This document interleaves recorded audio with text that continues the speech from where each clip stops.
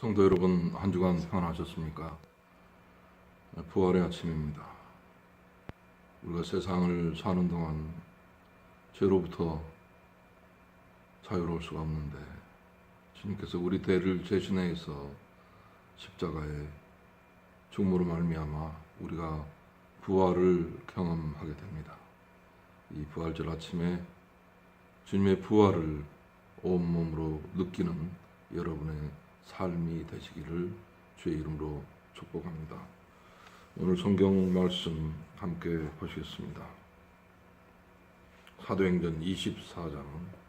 닷새 후에 대제사장 아나니아가 어떤 장로들과 한 변호사 더둘로와 함께 내려와서 총독 앞에서 바울을 고발하니라. 바울을 부르매 더둘로가 고발하여 이르되, 벨릭스 각하여, 우리가 당신을 힘입어 태평을 누리고 또 이 민족이 당신의 선견으로 말미암아 여러 가지로 개선된 것을 우리가 어느 모양으로나 어느 곳에서나 크게 감사하나이다. 당신을 더 괴롭게 아니하려 하여 우리가 대강 여짜옵나니 관용하여 들으시기를 원하나이다. 우리가 보니 이 사람은 전염병 같은 자라. 천하에 흩어진 유대인을 다 소요하게 하는 자요, 나사렛 이단의 우두머리라. 그가 또 성전을 더럽게 하려 함으로 우리가 잡아싸우니 당신이 친히 그를 신문하시면 우리가 고발하는 이 모든 일을 아실 수 있나이다 하니 유대인들도 이에 참가하여 이 말이 옳다 주장하니라. 바울이 세상 법정에 이제 고발을 당합니다. 이유는 전염병 같은 자라는 것입니다. 세상을 소동시킨다라고 하는 것입니다. 부활의 사건도 마찬가지입니다. 십자가에 죽은 예수가 기적적으로 다시 살아납니다. 부활의 첫 열매가 되는 이 감격적인 상황들을 아무도 인정하지 않으려 듭니다. 여전히 부활은 없다, 허구다, 이렇게 이야기하는 사람들이 있죠. 기독교에서 부활을 지우면 십자가의 죽음만 있는 것이죠. 우리가 부활을 믿는 것은 십자가가 있기 때문에 또한 가능하다는 것을 우리는 성경을 통해서 알게 됩니다. 사도행전 24장 10절. 총독이 바울에게 머리로 표시하여 말하라 하니 그가 대답하여, 당신이 여러 해 전부터 이 민족의 재판장 된 것을 내가 알고 내 사건에 대하여 기꺼이 변명하나이다. 당신이 아실 수 있는 바와 같이 내가 예루살렘에 예배하러 올라간 지 12일밖에 안 되었고 그들은 내가 성전에서 누구와 변론하는 것이나 회당 또는 시중에서 무리를 소동하게 하는 것을 보지 못하였으니 이제 나를 고발하는 모든 일에 대하여 그들이 능히 당신 앞에 내세울 것이 없나이다. 그러나 이것을 당신께 고백하리이다. 나는 그들이 이단이라 하는 도를 따라 조상의 하나님을 섬기고 율법과 선지자들의 글에 기록된 것을 다 믿으며 그들이 기다리는 바 하나님께 향한 소망을 나도 가졌으니 곧 의인과 악인의 부활이 있느니라 함이니이다. 이것으로 말미암아 나도 하나님과 사람에 대하여 항상 양심의 거리낌이 없기를 힘쓰나이다. 여러 해 만에 내가 내 민족을 구제할 것과 재물을 가지고 와서 드리는 중에 내가 결례를 행하였고 모임도 없고 소동도 없이 성전에 있는 것을 그들이 보았나이다. 그러나 아시아로부터 온 어떤 유대인들이 있었으니 그들이 만일 나를 반대할 사건이 있었으면 마땅히 당신 앞에 와서 고발하였을 것이요, 그렇지 않으면 이 사람들이 내가 공회 앞에 섰을 때에 무슨 옳지 않은 것을 보았는가 말하라 하소서.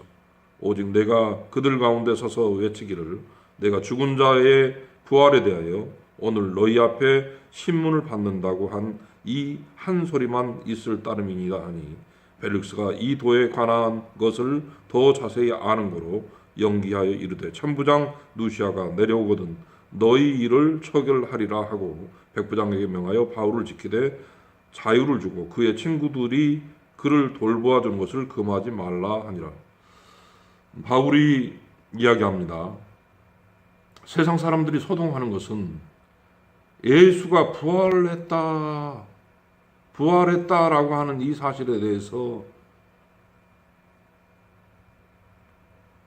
세상 사람들은 믿지 못하겠다고 이야기를 하는 것이고, 바울은 예수가 우리를 대신해서 십자가에서 죽고 죽은 지 3일 만에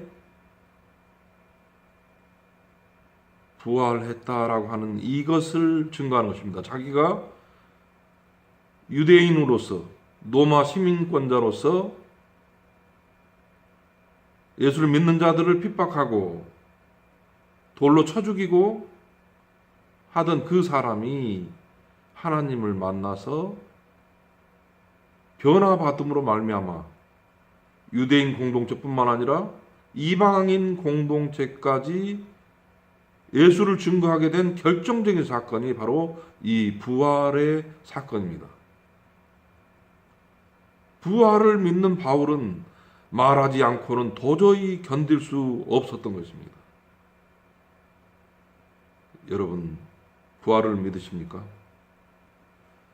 부활은 십자가를 통해서만 가능하다고 하는 사실을 우리는 또한 믿어야 합니다. 사도행전 24장 24절, 수일 후에 펠릭스가 그 아내 유대 여자 두루실라와 함께 와서 바울을 불러 그리스도 예수 믿는 도를 듣거늘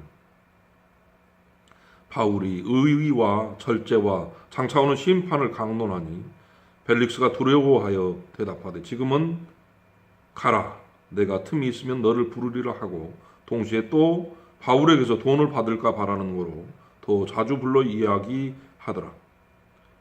이태가 지난 후 보르기오 베스도가 벨릭스의 소임을 이어받으니 벨릭스가 유대인의 마음을 얻고자 하여 바울을 구류하여 두니라. 위정자들이 바울의 이야기를 자세히 들어보니 그리스도 예수를 믿는 도라고 하는 것이 장차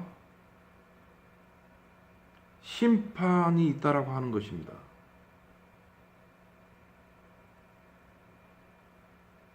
장차 오는 심판을 면하기 위해서는 우리가 지금 의의와 절제가 필요하다는 것입니다. 나만을 위해서 살아가는 것이 아니라 사회적 약자들을 위해서 나의 분깃을 나누고 그를 위해서 절제하고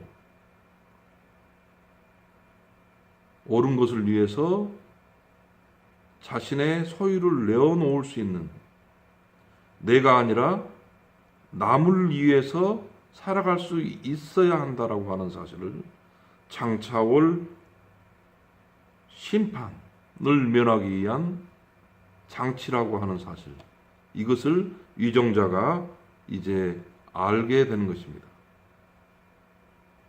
그 심판을 면하기 위해서는 바로 부활을 믿어야 하는 것입니다. 부활은 나를 십자가에 못 박고 나를 죽이는 것입니다. 나를 죽여서 내가 아닌 다른 사람들을 살리는 것이 부활의 신앙이고 우리의 미래의 모습이라고 하는 사실을, 그래서 지금 우리는 의와 절제를 통해서 다가올 심판을 예비해야 한다고 하는 사실을 이 부활절에 여러분의 고백으로 받아들이는 귀한 한 주간이 되시기를 주님의 이름으로 당부드립니다. 아멘.